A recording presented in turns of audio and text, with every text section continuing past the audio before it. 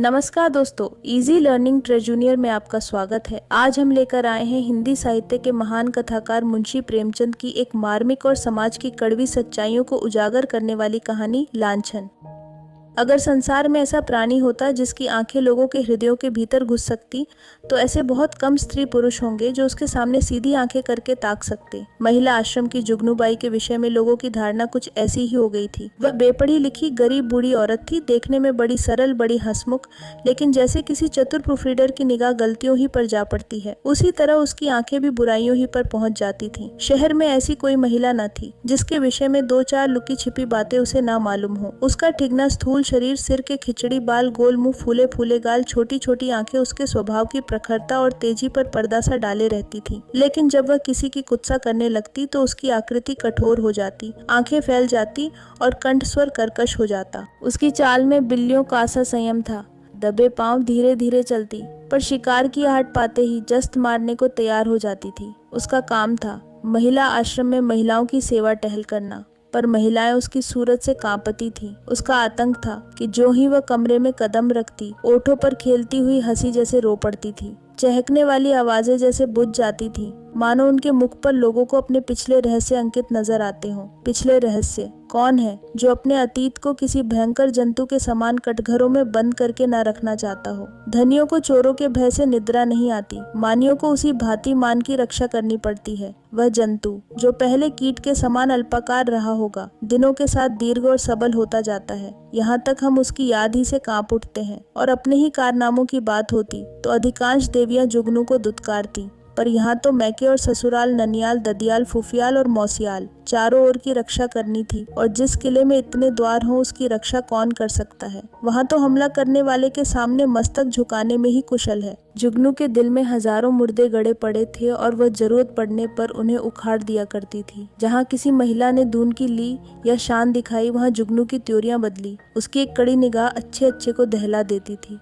मगर यह बात न थी कि स्त्रियां उससे घृणा करती हों। नहीं, सभी बड़े चाव से उससे मिलती और उसका आदर सत्कार करती। अपने पड़ोसियों की निंदा सनातन से मनुष्य के लिए मनोरंजन का विषय रही है, और जुगनू के पास इसका काफी सामान था। नगर में इंदुमती महिला पाठशाला नाम का एक लड़कियों का हाई स्कूल था। हाल में मिस खुर्शेद उसकी हेड मिस्ट्रेस होकर आई थी। शहर में महिलाओं का दूसरा क्लब न था। मिस खुर्शेद एक दिन आश्रम में आई। ऐसी ऊंचे दर्जे की शिक्षा पाई हुई आश्रम में कोई देवी न थी। उनकी बड़ी आवभगत हुई। पहले ही दिन मालूम हो गया, मिस खुर्शेद के आने से आश्रम में एक नए जीवन का संचार होगा। कुछ इस तरह दिल खोलकर हर एक से मिली, कुछ ऐसी दिलचस्प बातें की कि सभी देवियां मुग्ध हो गईं। गाने में चतुर थीं, व्याख्यान भी खूब देती थी, और अभिनय कला में तो उन्होंने लंदन में नाम कमा लिया था। ऐसी सर्वगुण संपन्न देवी का आना आश्रम का सौभाग्य था। गुलाबी गोरा रंग, कोमल गाल, मद भरी आंखें, नए फैशन के कटे हुए केश, एक एक अंग सांचे में ढला हुआ। मादकता की इससे अच्छी प्रतिमा न बन सकती थी। चलते समय मिस खुर्शेद ने मिसेस टंडन को, जो आश्रम की प्रधान थी, एकांत में बुलाकर पूछा, वो बुढ़िया कौन है? जुगनू कई बार कमरे में आकर मिस खुर्शेद को अन्वेषण की आंखों से देख चुकी थी, मानो कोई शहसवार किसी नई घोड़ी को देख रहा हो। मिसेस टंडन ने मुस्कुराकर कहा, यहाँ ऊपर का काम करने के लिए नौकर है, कोई काम हो तो बुलाऊं? मिस खुर्शेद ने धन्यवाद देकर कहा, जी नहीं, कोई विशेष काम नहीं है। मुझे चालबाज मालूम होती है। यह भी देख रही हूँ कि वह सेविका नहीं स्वामिनी है। मिसेस टंडन तो जुगनू से जली बैठी ही थी। इनके वैधव्य को लांछित करने के लिए वो उन्हें सदा सुहागिन कहा करती थी। मिस खुर्शेद से उसकी जितनी बुराई हो सकी वह की, और उससे सचेत रहने का आदेश दिया। मिस खुर्शेद ने गंभीर होकर कहा, तब तो भयंकर स्त्री है, तभी सब देवियां इससे कांपती हैं। आप इसे निकाल क्यों नहीं देती? ऐसी चुड़ैल को एक दिन न रखना चाहिए। मिसेस टंडन ने अपनी मजबूरी बताई, निकाल कैसे दूं? जिंदा रहना मुश्किल हो जाए। हमारा भाग्य उसकी मुट्ठी में है। आपको 2-4 दिन में उसके जौहर खुलेंगे। मैं तो डरती हूँ कहीं आप भी उसके पंजे में न फंस जाएं। उसके सामने भूलकर भी किसी पुरुष से बातें न कीजिएगा। इसके गोयंदे न जाने कहाँ कहाँ लगे हुए हैं। नौकर से मिलकर भेद यह ले, डाकिये से मिलकर चिट्ठियां ये देखे, लड़कों को फुसलाकर घर का हाल ये पूछे। इस रांड को खुफिया पुलिस में जाना चाहिए था। यहाँ न जाने क्यों आ मरी। मिस खुर्शेद चिंतित हो गई, मानो इस समस्या को हल करने की फिक्र में हो। एक क्षण बाद बोली, अच्छा, मैं इसे ठीक करूंगी, अगर ना निकाल दूं तो कहना। मिसेस टंडन, निकाल देने ही से क्या होगा? उसकी जबान तो न बंद होगी, तब तो वह और भी निडर होकर कीचड़ फेंकेगी। मिस खुर्शेद ने निश्चिंत स्वर में कहा, मैं उसकी जबान भी बंद कर दूंगी बहन, आप देख लीजिएगा। टके की औरत यहाँ बातशात कर रही है, मैं ये बर्दाश्त नहीं कर सकती। वह चली गई तो मिसेस टंडन ने जुगनू को बुलाकर कहा, इस नई मिस साहब को देख, यहाँ प्रिंसिपल हैं। जुगनू ने द्वेष भरे हुए स्वर में कहा, आप देखें, मैं ऐसी सैकड़ों छोकरियां देख चुकी हूँ, आंखों का पानी जैसे मर गया हो। मिसेस टंडन धीरे से बोली, तुम्हें कच्चा ही खा जाएंगी, उनसे डरती रहना। कह गई है मैं इसे ठीक करके छोड़ूंगी। मैंने सोचा तुम्हें चेता दूं, ऐसा ना हो उसके सामने कुछ ऐसी वैसी बातें कह बैठो। जुगनू ने मानो तलवार खींचकर कहा, मुझे चेताने का काम नहीं, उन्हें चेता दीजिएगा। यहाँ का आना न बंद कर दूं तो अपने बाप की नहीं। वह घूमकर दुनिया देख आई हैं तो यहाँ घर बैठे दुनिया देख चुकी हूँ। मिसेस टंडन ने पीठ ठोंकी, मैंने समझा दिया भाई, आगे तुम जानो तुम्हारा काम जाने। जुगनू आप चुपचाप देखती जाइए, कैसा तिगनी का नाच नचाती हूँ। इसने अब तक ब्याह क्यों नहीं किया? उम्र तो 30 के लगभग होगी। मिसेस टंडन ने रद्दा जमाया, कहती है, मैं शादी करना ही नहीं चाहती, किसी पुरुष के हाथ क्यों अपनी आजादी बेचूं? जुगनू ने आंखें नचाकर कहा, कोई पूछता ही न होगा, ऐसी बहुत सी कुंवारियां देख चुकी हूँ। 70 चूहे खाकर बिल्ली चली हज को, और कई लौंडियां आ गईं और बात का सिलसिला बंद हो गया। दूसरे दिन सवेरे जुगनू मिस खुर्शीद के बंगले पर पहुंची। मिस खुर्शीद हवा खाने गई हुई थी। खानसामा ने पूछा, माइनस कहाँ से आती हो? जुगनू, यहीं रहती हूँ बेटा। मेम साहब कहाँ से आई हैं? तुम तो इनके पुराने नौकर होंगे। खानसामा, नागपुर से आई हैं, मेरा घर भी वहीं है, 10 साल से इनके साथ हूँ। जुगनू, किसी ऊंचे खानदान की होंगी? वह तो रंग ढंग से ही मालूम होता है। खानसामा, खानदान तो कुछ ऐसा ऊंचा नहीं, हाँ तकदीर की अच्छी है। इनकी माँ अभी तक मिशन में 30% पाती हैं। यह पढ़ने में तेज थी, वजीफा मिल गया। विलायत चली गई, बस तकदीर खुल गई। अब तो अपनी माँ को बुलाने वाली हैं, लेकिन वह बुढ़िया शायद ही आए। यह गिरजे विरजे नहीं जाती, इससे दोनों में पटती नहीं। जुगनू, मिजाज की तेज मालूम होती हैं। खानसामा, नहीं, यूँ तो बहुत नेक हैं, गिरजे नहीं जाती। तुम क्या नौकरी की तलाश में हो? करना चाहो तो कर लो, एक आया रखना चाहती हैं। जुगनू, नहीं बेटा, मैं अब क्या नौकरी करूंगी। इस बंगले में पहले जो मेम साहब रहती थी वह मुझ पर बड़ी निगाह रखती थी। मैंने समझा चलो नई मेम साहब को आशीर्वाद दे आऊं। खानसामा, ये आशीर्वाद लेने वाली मेम साहब नहीं है, ऐसों से बहुत चिढ़ती हैं। कोई मंगता आया और उसे डांट बताई, कहती हैं बिना काम किए किसी को जिंदा रहने का हक नहीं है, भला चाहती हो तो चुपके से रह लो। जुगनू, तो यह कहो इनका कोई धर्म कर्म नहीं, फिर भला गरीबों पर क्यों दया करने लगी? जुगनू को अपनी दीवार खड़ी करने के लिए काफ़ी सामान मिल गया। नीच खानदान की है, माँ से नहीं पटती, धर्म से विमुख है। पहले धावे में इतनी सफलता कुछ कम न थी। चलते चलते खानसामा से इतना और पूछा, इनके साहब क्या करते हैं?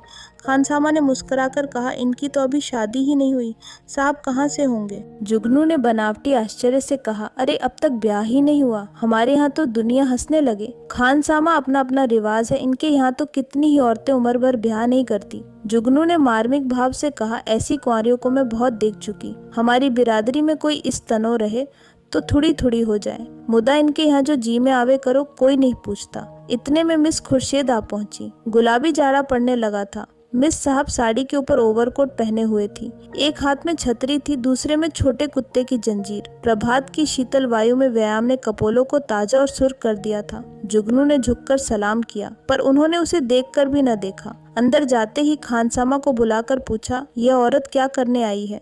खानसामा ने जूते का फीता खोलते हुए कहा, भिखारिन है हुजूर, पर औरत समझदार है। मैंने कहा यहाँ नौकरी करेगी तो राजी नहीं हुई। पूछने लगी, इनके साहब क्या करते हैं? जब मैंने बता दिया तो इसे बड़ा ताज्जुब हुआ और होना ही चाहे। हिंदुओं में तो दुधमुहे बालकों तक का विवाह हो जाता है। खुर्शीद ने जांच की और क्या कहती थी, और तो कोई बात नहीं हुजूर। अच्छा, उसे मेरे पास भेज दो। जुगनू ने जो ही कमरे में कदम रखा, मिस खुर्शीद ने कुर्सी से उठकर स्वागत किया। आइए माँ जी, मैं जरा सैर करने चली गई थी। आपके आश्रम में तो सब कुशल है। जुगनू एक कुर्सी का तकिया पकड़कर खड़ी खड़ी बोली, कुशल है मिस साहब। मैंने कहा आपको आशीर्वाद दे आऊं। मैं आपकी चेरी हूँ, जब कोई काम पड़े मुझे याद कीजिएगा। यहाँ अकेले तो हुजूर को अच्छा न लगता होगा। मिस खुर्शीद, मुझे अपने स्कूल की लड़कियों के साथ बड़ा आनंद मिलता है, वे सब मेरी ही लड़कियाँ हैं। जुगनू ने मातृभाव से सिर हिलाकर कहा, यह ठीक है मिस साहब, पर अपना अपना ही है, दूसरा अपना हो जाए तो अपनों के लिए कोई क्यों रोए। सहसा एक सुंदर सजीला युवक रेशमी सूट धारण किए जूते चरमर करता हुआ अंदर आया।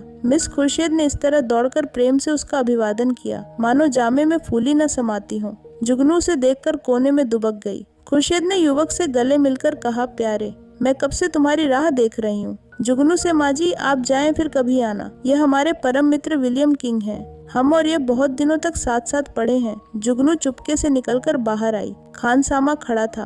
पूछा, यह लौंडा कौन है? खानसामा ने सिर हिलाया, मैंने इसे आज ही देखा है, शायद अब कुंवारपन से जी उबा। अच्छा तरहदार जवान है। जुगनू, दोनों इस तरह टूटकर गले मिले हैं कि मैं तो लाज के मारे गड़ गई। ऐसा चूमा चाटी तो जोरू खसम में नहीं होती। दोनों लिपट गए। लौंडा तो मुझे देखकर कुछ झिझकता था, पर तुम्हारी मिस साहब तो जैसे मतवाली हो गई थी। खानसामा ने मानो अमंगल के आभास से कहा, मुझे तो कुछ बेढब मामला नजर आता है। जुगनू तो यहाँ से सीधे मिसेस टंडन के घर पहुंची। इधर मिस खुर्शीद और युवक में बातें होने लगी। मिस खुर्शीद ने कहकहा मारकर कहा, तुमने अपना पार्ट खूब खेला लीला। बुढ़िया सचमुच चौंधिया गई।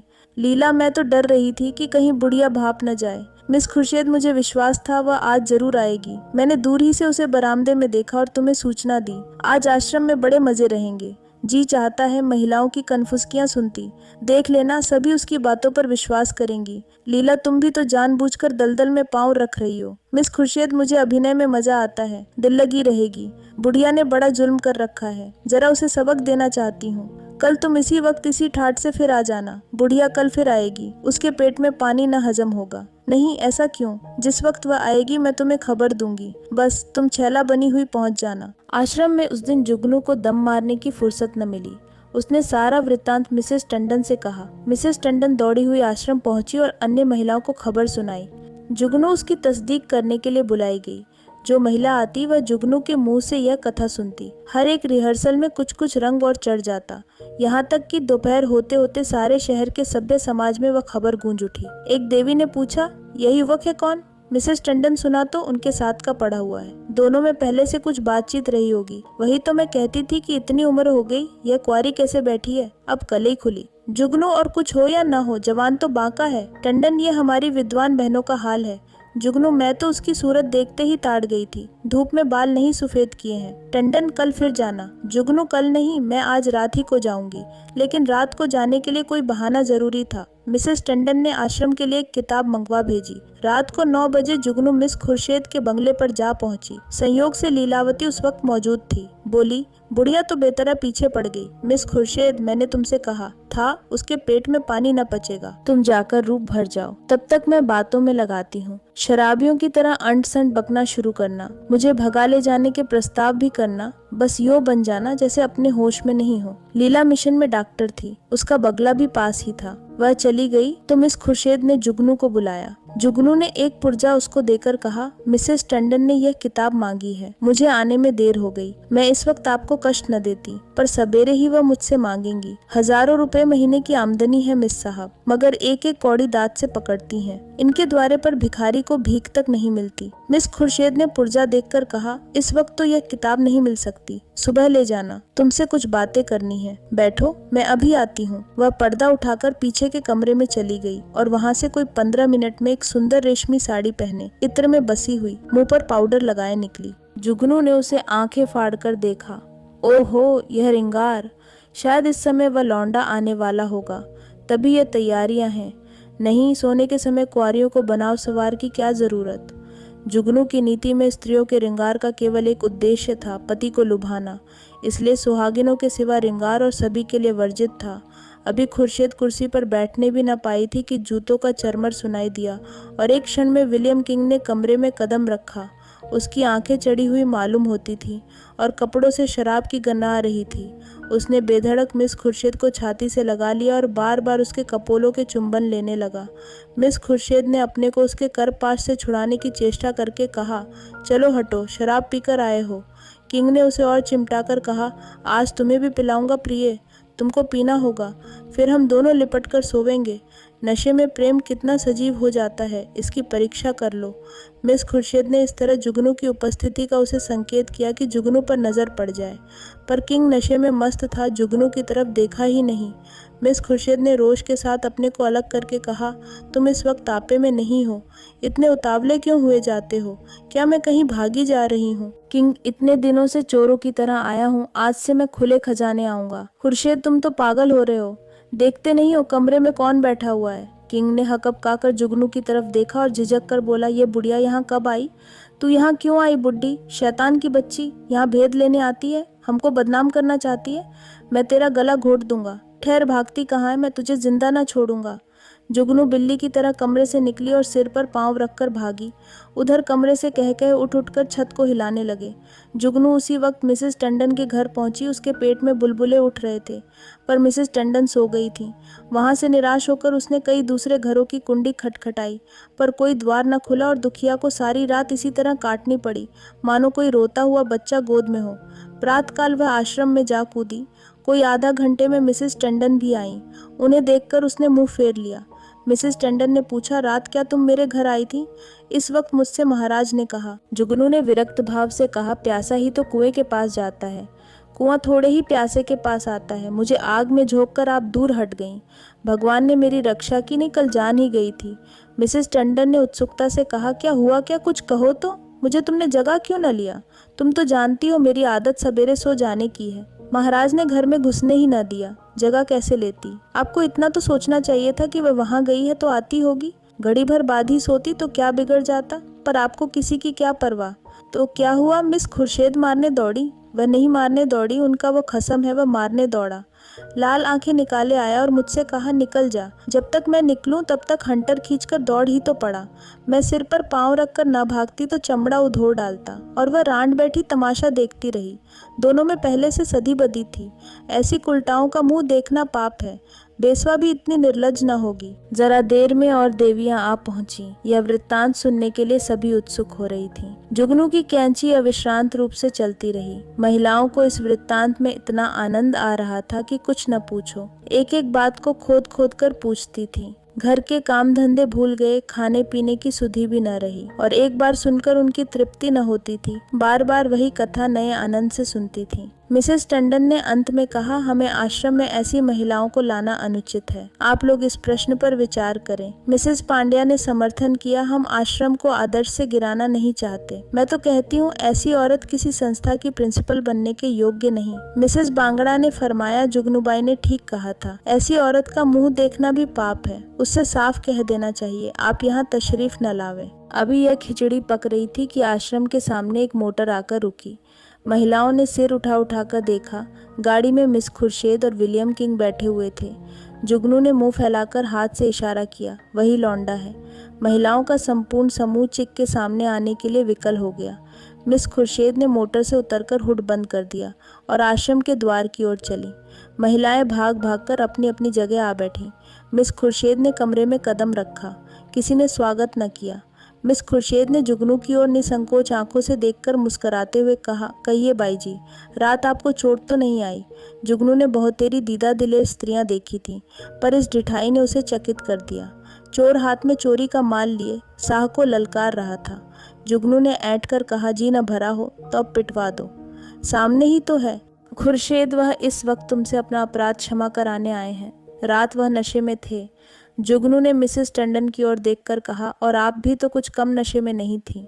खुर्शेद ने व्यंग्य समझकर कहा, मैंने आज तक कभी नहीं पी, मुझ पर झूठा इल्जाम मत लगाओ। जुगनू ने लाठी मारी, शराब से भी बड़ी नशे की चीज है कोई, वह उसी का नशा होगा। उन महाशय को पर्दे में क्यों ढक दिया? देवियां भी तो उनकी सूरत देखती। मिस खुर्शेद ने शरारत की, सूरत तो उनकी लाख दो लाख में एक है। मिसेस टंडन ने आशंकित होकर कहा, नहीं, उन्हें यहाँ लाने की ज़रूरत नहीं, आश्रम को हम बदनाम नहीं करना चाहते। मिस खुर्शेद ने आग्रह किया, मामले को साफ करने के लिए उनका आप लोगों के सामने आना ज़रूरी है। एक तरफा फैसला आप क्यों करती हैं? मिसेस टंडन ने टालने के लिए कहा, यहाँ कोई मुकदमा थोड़े ही पेश है। मिस खुर्शेद, वाह, मेरी इज्जत में बट्टा लगा जा रहा है, और आप कहती हैं कोई मुकदमा नहीं है। मिस्टर किंग आएंगे और आपको उनका बयान सुनना होगा। मिसेस टंडन को छोड़कर और सभी महिलाएं किंग को देखने के लिए उत्सुक थीं। किसी ने विरोध न किया। खुर्शेद ने द्वार पर आकर ऊंची आवाज से कहा, तुम जरा यहाँ चले आओ। हुड खुला और मिस लीलावती रेशमी साड़ी पहने मुस्कुराती हुई निकल आईं। आश्रम में सन्नाटा छा गया। देवियां विस्मित आंखों से लीलावती को देखने लगी। जुगनू ने आंखें चमकाकर कहा, उन्हें कहाँ छिपा दिया आपने? खुर्शेद छुमंतर से उड़ गए। जाकर गाड़ी देख लो। जुगनू लपककर गाड़ी के पास गई और खूब देखभाल कर मुंह लटकाए हुए लौटी। मिस खुर्शेद ने पूछा, क्या हुआ? मिला कोई? जुगनू, मैं यह तिरिया चरित्र क्या जानूं? लीलावती को गौर से देखकर और मर्दों को साड़ी पहनाकर आंखों में धूल झोंक रही हो। यही तो है वह रात वाले साहब। खुर्शेद, खूब पहचानती हो। जुगनू, हाँ हाँ, क्या अंधी हूँ? मिसेस टंडन, क्या पागलों सी बातें करती हो जुगनू? यह तो डॉक्टर लीलावती हैं। जुगनू, उंगली चमकाकर। चलिए चलिए, लीलावती हैं, साड़ी पहनकर औरत बनते लाज भी नहीं आती। तुम रात को इनके घर नहीं थे? लीलावती ने विनोद भाव से कहा। मैं कब इनकार कर रही हूँ? इस वक्त लीलावती हूँ, रात को विलियम किंग बन जाती हूँ। इसमें बात ही क्या है? देवियों को अब यथार्थ की लालिमा दिखाई दी। चारों तरफ कहकहे पड़ने लगे। कोई तालियां बजाती थीं, कोई डॉक्टर लीलावती की गर्दन से लिपट जाती थीं, कोई मिस खुर्शेद की पीठ पर थपकियां देती थीं। कई मिनट तक हू हक मचता रहा। जुगनू का मुंह उस लालिमा में बिल्कुल जरा सा निकल आया। जबान बंद हो गई। ऐसा चरका उसने कभी न खाया था, इतनी जलील कभी न हुई थी। मिसेज मेहरा ने डांट बताई। अब बोलो दाई, लगी मुंह में कालिक की नहीं? मिसेज बांगड़ा इसी तरह सबको बदनाम करती है।